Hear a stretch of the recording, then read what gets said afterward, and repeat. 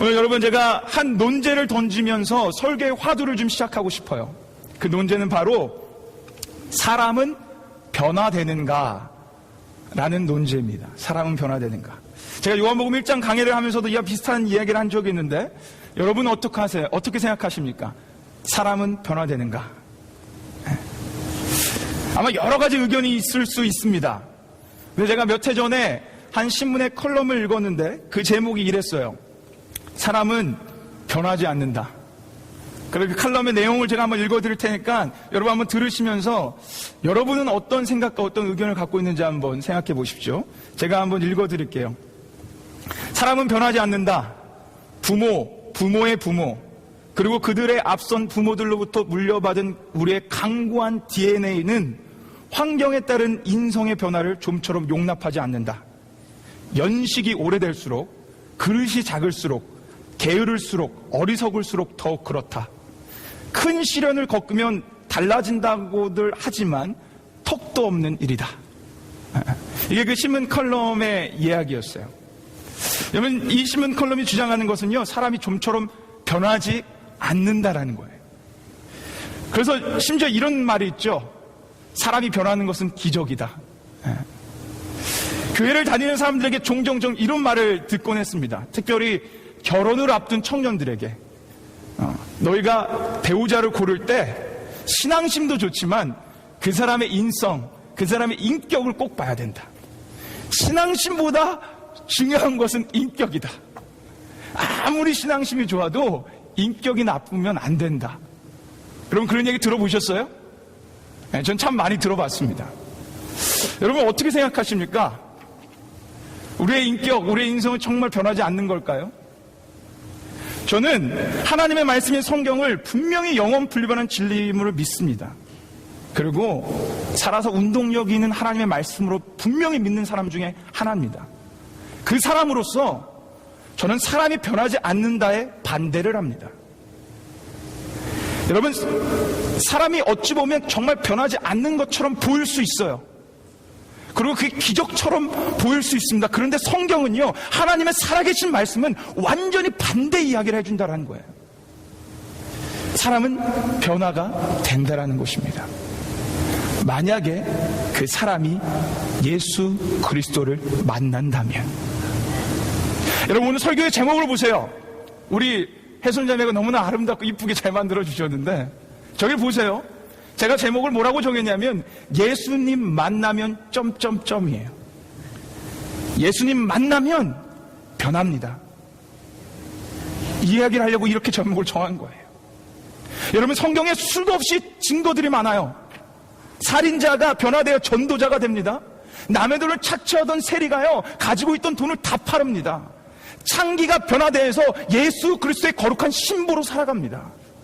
이거 말고도 수많은 증거가 성경에 기록되어져 있어요. 그리고 더욱이 하나님의 말씀이 그렇게 우리에게 선포해 줍니다. 자, 하나님의 말씀이 뭐라고 선포해 주는지 우리가 너무나 잘 아는 고린도후서 5장 17절 말씀 같이 한번 읽어보겠습니다. 이 말씀 같이 읽겠습니다. 시작. 그런즉 누구든지 그리스도 안에 있으면 새로운 피조물이라. 이전 것은 지났으니 보라 새 것이 되었도다. 할렐루야. 네. 여러분 분명 믿으십니까? 분명히 말씀해 주시죠. 예수 안에 있으면 누구든지 뭐라고요? 새로운 피조물이라. 이전 것은 지났으니 보라 새 것이 되었도다. 여러분 분명히 말씀해 주세요. 이런데도 사람이 안 변한다고 말씀하시겠습니까? 인격이 안 변한다고요? 예수 그리스도를 참되게 만나면요, 그 사람에게는 성령의 9가지 열매가 맺히며 살아갈 수밖에 없어요. 그 말씀에 뭐라고 그랬습니까? 이 같은 것을 금지할 법이었다 그랬습니다. 인격 변합니다. 예수 그리스도를 참되게 만나면. 사랑하는 여러분, 새로운 피조물, 예수 안에 있으면 새로운 피조물이 됩니다. 사랑하는 여러분, 예수님 만나면 진노의 자녀가 아니라 하나님의 자녀가 됩니다. 예수님 만나면 우리는 더 이상 죄인이 아니라 의인이 됩니다. 예수님 만나면 상처받은 인생이 아니라 상처를 치유해주는 인생이 됩니다. 예수님 만나면 우리는 그분 안에서 새로운 피조물이 됩니다. 이것이 복음입니다. 이 복음을 믿으십니까? 이 복음을 믿으십니까? 내 자신을 보니까 잘 안 믿어져지세요? 여러분, 우리가 지난 2주 동안 보았던 사마리아의 여인, 이 사장 얘기가 바로 이 이야기예요. 오늘 이 본문이 그 변화되는 그 여인의 클라이맥스까지 올라오는 겁니다. 여러분, 생각해 보십시오. 이 사마리아 여인이 어떤 여인이었어요? 상처투성이 여인이었어요. 멸시천대 받을 수밖에 없었던 혈통과 환경을 모두 가지고 있었습니다. 그리고 지난주에 봤던 것처럼 이 여인은요, 공허함과 허무함 속에 살아가며 남편을 5이나 만났지만 실패해요. 그리고 지금 살고 있는 그 남자도요, 남편이 아닙니다. 남편이 아닌 다른 남자와 동거하고 있는, 정말 어떻게 보면 가능성 없는 여자예요. 불쌍한 여자입니다. 아마 사람들은 그 여인을 보면서 분명히 손가락질하고 혀를 내들었을 거예요. 저 여인 절대 변하지 않아. 저거 습관이야. 벌써 5번 만나고 6번째? 저거 습관이야. 저거 절대 안 변해. 아마 이러면서 손가락질 했을 수 있을 거예요. 그런데요, 그 여인이 오늘 본문 말씀 우리가 처음에 읽었던 것처럼 예수 그리스도 그가 나다 라고 말씀하시는 그 예수 그리스도를 만나니까 완전히 다른 사람이 됩니다. 완전히 180도 달라집니다. 이 여인은 사람들 눈에 띄는 게 싫어서 낮 12시에 우물가에 왔던 여인이었어요. 우물가에 나오기 싫어서 영생수를 준다고 하니까 옳다구나 좋으면서 나 이곳에 나오지 않게 해달라고 말했던, 사람들을 피해 도망다니던 여자였어요. 그런데 그 여자가 예수 그리스도를 만나니 변하여 사람들을 만나러 갑니다. 자, 28절 보여주십시오. 28절 후반절 보세요. 보세요. 동네에 들어가서 누구에게 이릅니까? 사람들에게 이릅니다. 사람을 피했던 여인인데 멸시천대받아서 그들에게 상처받았고 소외받았던 그 여인이요, 예수 만나고 찾아가는 곳이 사람들 앞이에요. 그리고 더 놀라운 사실이 뭔지 아십니까? 더 놀라운 사실은 그냥 사람들 앞으로 찾아가는 게 아니에요. 그들에게 예수 그리스도를 전한다라는 거예요. 자, 29절 30절 보십시오. 29절 30절 보세요. 29절에 야, 와 봐봐, 나 예수 그리스도 만난 것 같아, 그분한테 한번 와봐 라고 얘기했더니 그 다음이 더 기가 막혀요. 자, 우리 정말로 그 사람들이 어떻게 하는지 30절 말씀 같이 읽어보겠습니다. 같이 읽겠습니다. 시작. 저희가 동네에 나와 예수께로 오더라. 아멘. 여러분, 믿겨지십니까? 이 여인이 그 남편 6명이나 있었던 여인, 분명히 손가락질 받아서 사람들을 피했던 여인이 와보라. 근데 사람들이 말도 안 되게 와요. 이 부분에 대해서는 제가 다음 주에 우리가 나눌 겁니다. 여러분, 예수님 만나면 이처럼 변화됩니다. 그건 놀랍도록 변화돼요. 사람이 변하는 것이 기적이라고 하는데 그 기적이 일어납니다. 그래서 김장한 목사님이 이런 얘기를 하셨어요. 사람이 사람을 만나면 역사가 일어나지만 사람이 하나님을 만나면 기적이 일어납니다. 다시 말씀드릴까요? 사람이 사람을 만나면 역사가 일어나지만 사람이 하나님을 만나면 기적이 일어납니다. 이 여인은요, 예수 만나서 그 기적의 주인공이 돼요. 여러분, 그러니까 예수 믿는 거에 소망이 있는 거 아니에요? 아니, 이렇게 멸시천대 부족하고 찢긴 그런 존재가 예수님 만나 존귀한 존재로 변할 수 있다는 게 우리의 소망 아닙니까? 우리의 가직 그 구겨진 그 혈통, 그 아무것도 내세울 것이 없는 곳에서 예수 만나 이제는 존귀한 그분의 자녀가 될 수 있다는 것, 어둠의 자녀가 아니라 이제는 빛의 자녀, 소망의 자녀로 살아갈 수 있다는 게 우리의 소망 아닙니까? 그러니까 우리 예수 믿는 거 행복하고 기쁘고 감사하고 우리 안에 만족이 있는 거 아니에요? 여러분, 예수님 만나면 반드시 변화됩니다. 여러분이 어떤 삶을 살아갔는지 그거 하나도 중요하지 않아요. 여러분 과거에 어떤 과거가 있었는지, 여러분의 어떤 과정 환경을 갖고 있는지, 여러분의 어떤 혈통과 학연과 지연과 어떤 것을 갖고 있는지, 어떤 부족한 죄성이 여러분 안에 과거 가운데 있는지 하나님 앞에 단 한 개도 중요한 거 없습니다. 그럼 뭐가 중요하냐? 여러분이 예수님을 만났냐 안 만났냐가 중요한 거예요. 뭐가 중요하냐? 여러분이 만나신 예수님이 얼마나 크고 위대하신 분인지를 깨닫는 것이 중요한 거예요. 우리가 만난 예수 그리스도께서 너무나 크고 위대하신 분이기에 나 같은 벌레만도 못한 죄인이 의인이 되는 거예요. 우리 주 예수님이 너무 위대하시기 때문에 나 같은 고아 아무것도 내세울 수 없는 사람들이 하나님을 전하는 사람이 된 겁니다. 그 예수 그리스도께서 너무나 위대하시기 때문에. 깨어진 삶, 깨어진 가정, 부끄러운 과거 예수 안에서 반드시 회복됩니다. 그럼 그 회복이 되면 여러분 그 과거 속에 있었던 상처들이요, 그런 부족한 모습들이 이제는 영광으로 바뀌는 거예요. 부족한 죄가 변하여 이제는 은혜가 되는 거예요. 그래서 이렇게 고백하는 거예요. 예수 믿는 자들. 나에게 이런 은혜와 영광을 보여주시려고 나에게 이렇게 찢겨진 과거를 주셨구나. 여러분 보세요. 오늘 이 여인을 보세요. 29절 말씀 한번 보십시오. 다음 슬라이드로 보여주세요. 정말 멋진 고백을 합니다. 보세요. 같이 한번 읽겠습니다. 29절 같이 읽겠습니다. 시작. 나의 행한 모든 일을 내게 말한 사람을 와보라. 이는 그리스도가 아니냐 하니. 여기 보세요. 사람들을 찾아가요. 그리고 그들에게 한다는 얘기가 뭡니까? 나의 행한 모든 일을 나에게 구한 그를 보라는 거예요. 여러분, 이 여인이 행한 게 뭐예요? 이 여인이 행한 이 모든 일, 그 일이라고 쓰는데 그 모든 행한 게 뭡니까?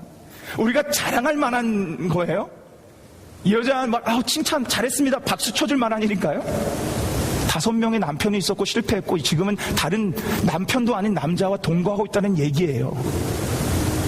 부끄럽고 절대 내세울 수 없는 이야기를요, 사람들 앞에서 그 치부를 드러내는 거예요.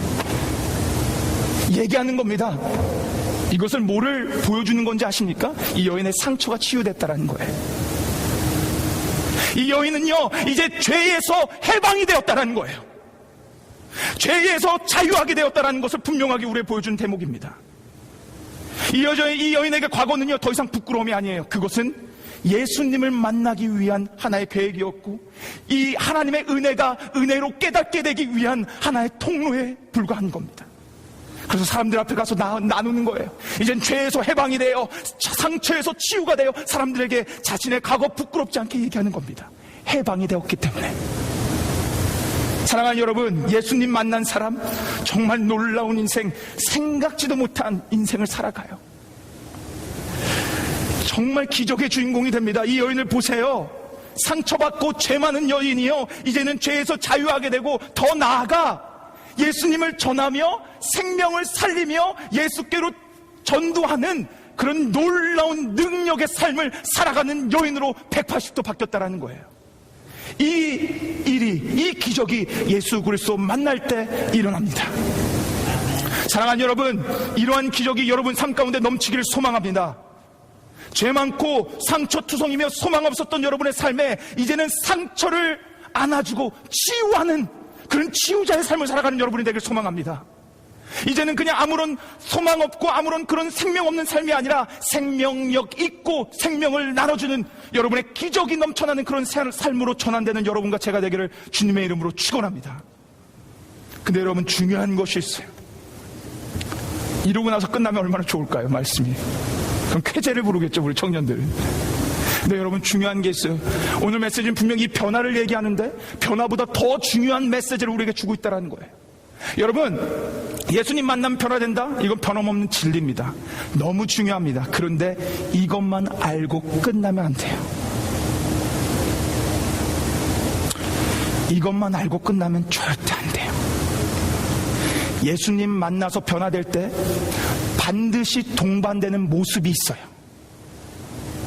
예수님 만나고 변화될 때 반드시 동반되는 2가지 요소가 있습니다. 이 요소를 오늘 우리는 말씀 가운데 캐내야 돼요. 발견해야 돼요. 그 말씀이 뭔지를. 왜냐하면 그 말씀을 분명하게 이 변화될 때 동반되는 그 요소를 발견해야 우리는요, 단지 그냥 감정적인 변화가 아니라 정말 지속적인 변화의 삶을 살아갈 수 있기 때문이에요. 여러분, 생각해 보세요. 우리가 얼마나 많이 감정적으로 변화가 됩니까?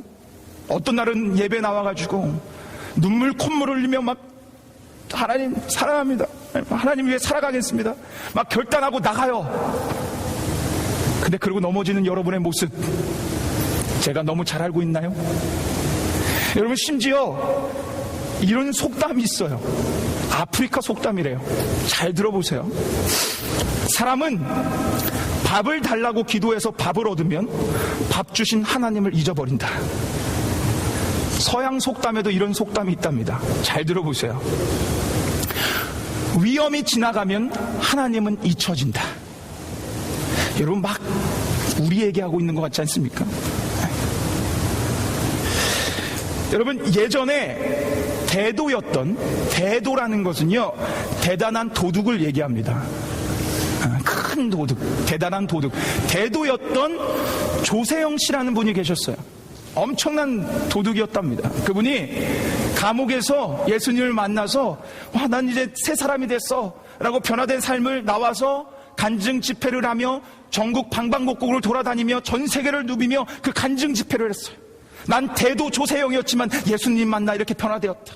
사람들이 박수를 쳤고요, 그 놀라운 하나님을 찬양하고 아멘으로 화답했습니다. 그런데 그 몇 년 후에 안타까운 일이 일어났어요.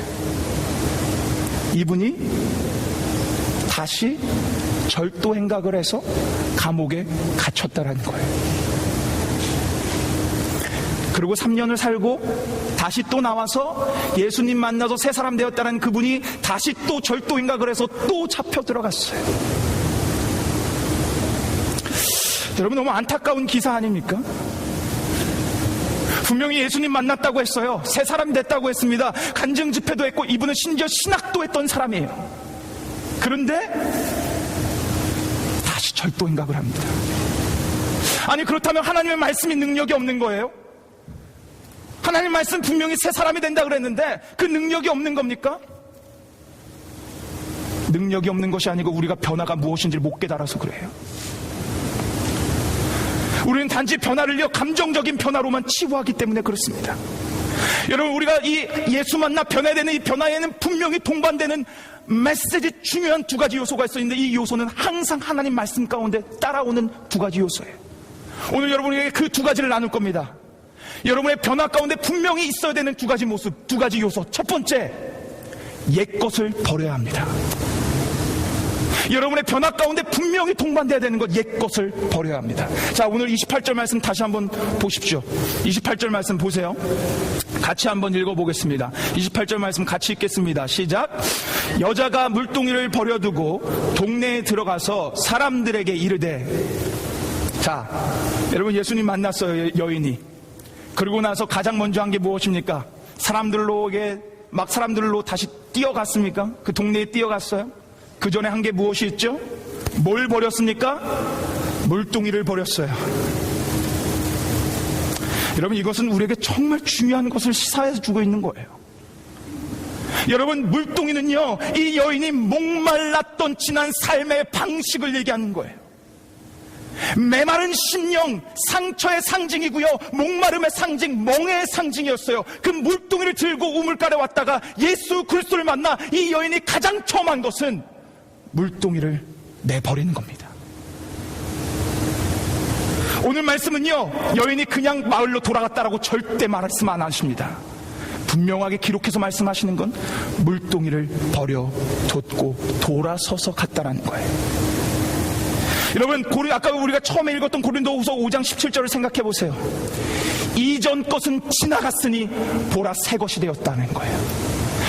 예수 만나면요, 이 모든 것 지나간 거예요. 우리 없는 거예요. 우리 소유하지 않은 거예요. 이것들은 그냥 다 버려야 되는 거예요. 그리고 예수님이 주시는 새 것을 누려야 되는 거예요. 우리의 변화 가운데 반드시 있어야 되는 것, 우리의 만나기 전에, 예수 만나기 전에 나의 삶의 방식, 죄의 굴레, 목말라서 내 스스로 우물을 찾아갔던 그런 삶의 방식, 이 모든 것들을 버리는 분명히 작업이 있어야 한다라는 것입니다. 제가 예전에 에베소서 강의를 하면서 말씀드린 적이 있어요. 우리 가운데 담배를 피우시는 분들이 딱 한 분 있었는데 오늘 그분이 안 나오셨는데 어떻게 알고? 제가 에베소서 강의할 때 분명히 이 얘기를 했습니다. 기억나시는 분도 있어요.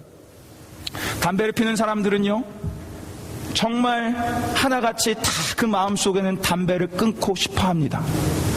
정말 정상이 아닌 사람만 담배를 피는 것이 좋다고 평생도록 피겠다라고 얘기하는 사람이 간혹 있어요. 그러나 대부분의 사람은 담배를 피면서 다 끊고 싶어 해요.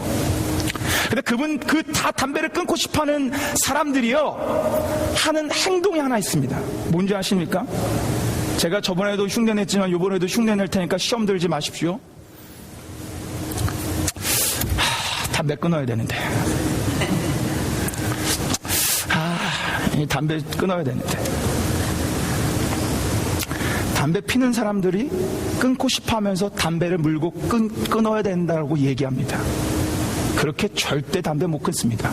어떻게 하냐고요? 제가 잘 알아요. 끊어봤기 때문에. 담배를 끊으려면 피던 담배를 끄고 갖고 있던 담배를 버리고 돌아서야 됩니다. 담배를 손에 들고는 절대 담배를 못 끊습니다. 지난주 제가 설교 후미에도 말씀드렸어요. 오늘 예수님 만났어요. 사마리아 여인이, 예수님이 사마리아 여인에게 뭘 줬냐면 영생수를 줬어요. 그 영생수가 뭐냐? 내 안에서, 예수 그리스도를 믿는 내 안에서 영원토록 솟아나는 생물이에요. 내 안에서 솟아나는 샘물이에요. 그런데 예수 만난 우리가 어떻게 하는지 아십니까? 그렇다면 나의 목마름 공허함이 있으면 내 안에 계신 예수님한테 해결해야 되는데 우리는 그러지 않고 예전에 내가 목마름을 해결했던 방식으로 돌아가요. 물동이를 들고 다시 옛날 삶의 방식으로 돌아가 내가 옛날에 목마름을 해결했던 쾌락, 내가 옛날에 목마름을 해결했던 돈, 권력, 이걸로 다시 목마름을 해결하려고 해요. 일시적으로는 가능하지만 그런 모습으로는 절대 가능하지 않습니다. 물동이를 내려놓고 내 안에 주시는 그 영광을 도록 주시는 그 영생수를 마실 때 우리의 모든 목마름은 해결되는 거예요. 내 안에 있는. 여러분, 감정의 변화는요 누구나 다 할 수 있어요. 오죽했으면 사람의 마음은 갈대라고 합니까? 이랬다가 저랬다가 왔다 갔다. 우리가 진정으로 변화의 기적을 누리려면 첫 번째 옛것을 버려야 돼요. 옛것을 버려야 됩니다. 지난 삶의 모든 것들 버려야 됩니다. 그리고 중요한 두 번째가 있습니다. 두 번째는 옛것을 버렸다면 뭘 해야 되냐? 이제는 새 옷을 입어야 되는 거예요. 새 것을 입어야 되는 거예요. 자, 여러분, 저 말씀을 다시 한번 눈을 크게 뜨고 잘 바라보세요. 여인이 만나자마자 물동이를 버립니다. 그러고 나서 뭐 했습니까? 돌아서 마을로 가서 자기 집으로 갔습니까? 돌아서 마을로 가서 사람들을 만납니다. 자신의 예전의 삶의 방식에선 도저히 이해가 안 되는 행동이에요. 있을 수 없는 행동입니다. 그러나 옛것을 버리고 이제는 돌아서서 새로운 방식의 삶을 살아가는 거예요. 도망다니던 삶이 아니라 이제는 사람을 만나서 그들에게 새로운 것들을 전하는 새로운 방식으로 이제 나아가는 거예요. 새로운 패턴으로, 새로운 옷, 하나님이 주신 거룩한 옷을 입고 나아가는 겁니다. 여러분, 이것이 분명한 성경의 가르침이에요. 성경은요 계속적으로 우리에게 얘기하는 게 뭐냐? 나 너 구원해줄게. 나 너 구원해줄게. 나 너의 구원할 수 있는 구원의 구세주야. 그리고 나서 분명하게 말씀하시는 건 구원받은 자의 마땅한 삶이 있다라는 거예요. 여러분이 성경을 구약부터 66권을 다 자세히 보세요. 구약부터 신약까지 하는 얘기. 나 너의 구원의 하나님이야. 그렇지만 너에게는, 구원받은 너의 백성에게는 구원받은 자의 마땅한 삶이 있다라는 거예요. 그 새 옷을 우리는 입어야 됩니다. 여러분, 예수님께서 마태복음 9장 17절에 이렇게 말씀하셨어요. 마태복음 9장 17절 말씀, 우리 같이 저 말씀 한번 읽어보겠습니다. 같이 읽겠습니다. 시작. 새 포도주를 낡은 가죽 부대에 넣지 아니하느니 그렇게 하면 부대가 터져 포도주도 쏟아지고 부대도 버리게 됨이라. 새 포도주는 새 부대에 넣어야 둘이 다 보존되느니라. 아멘. 사랑하는 여러분, 우리는요 예수님 말씀처럼 새로운 피조물이 됐어요. 새 것이 됐어요. 그럼 어디에 넣어야 됩니까? 새 부대에 넣어야 돼요. 새 옷을 입어야 돼요. 여기뿐만 아니라 예배소서에서 이런 말씀이 있어요. 예배소 4장 22절 24절 말씀, 오늘 말씀을 정리해주는 구절하고도 동일합니다. 예배소 4장 22절 24절 말씀, 같이 이 말씀 읽어보겠습니다. 같이 읽겠습니다. 시작. 너희는 유혹의 욕심을 따라 썩어져가는 구습을 쫓는 옛사람을 벗어버리고 하나님을 따라 의와 진리의 거룩함으로 지으심을 받은 새 사람을 입으라. 아멘. 예수님 만난 사람, 그래서 새로운 피조물이 된 사람, 거듭난 사람, 하나님의 자녀가 된 사람은요 그 전의 삶을 벗어버리고 이제는 새로운 옷을 입고 새로운 삶의 방식으로 나가는 거예요. 여인이 그 전에 전혀 있을 수 없었던 구식의 방식 버리고 이제는 새로운 방식으로 사람들을 찾아갔던 것처럼 이제 우리는요 새 옷을 입고 구원받은 자의 마땅한 삶을 향해 나아가는 게 바로 우리 변화받은 자의 분명히 있어야 되는 모습이라는 겁니다. 여러분, 이 말씀을 좀 더 풀어서 에베소서 바로 밑장 28절에는 이렇게 얘기했어요. 28절, 29절 이렇게 얘기했는데 먼저 28절 말씀 한번 같이 읽겠습니다. 같이 읽겠습니다. 시작. 도적질하는 자는 다시 도적질하지 말고 돌이켜 빈궁한 자에게 구제할 것이 있기 위하여 제 손으로 수고하여 선한 일을 하라. 보십시오. 도적질하던 손을요 끊고 그 모습에서 돌이키랍니다. 그리고 말씀이 끝납니까? 이제는 거저 얻었으니까 이젠 거저 얻지 말고 수고해서 열심으로 일해서 얻어서 한 발자국 더 나아가 선한 일을 하라는 거예요. 여러분, 그리고 29절 말씀도 한번 같이 보겠습니다. 29절 말씀 같이 읽겠습니다. 시작. 무릇 더러운 말은 너희 입 밖에도 내지 말고 오직 덕을 세우는 데 소용하는 대로 선한 말을 하여 듣는 자들에게 은혜를 끼치게 하라. 아멘.